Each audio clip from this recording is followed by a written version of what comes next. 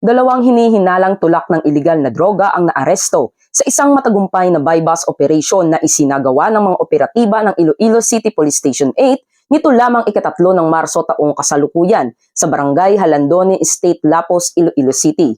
Kinilala ang mga sospek na sina alias Michael, 38 anyos, residente ng nasabing barangay, at si alias Subi, 28 anyos, na mula sa Barangay San Miguel, Hordan, Guimaras, ngunit pansamantalang naninirahan sa Halandone Estate, Lapos, Iloilo. Pinangunahan ni Police Captain Lester L. Oliveros, officer in charge, ang operasyon na humantong sa pagkakaaresto ng mga sospek at pagkakakumpiska ng humigit kumulang 23 gramo ng hinihinalang shabu na may estimated standard drug price na 156,400 pesos. Nakuha rin sa kanila ang isang pirasong heat-sealed plastic sachet na nagsisilbing buy-bust item, 5 sachet ng hinihinalang shabu mula sa kanilang pag-iingat, 1,000 pisong buy-bust money at iba pang mga non-drug items.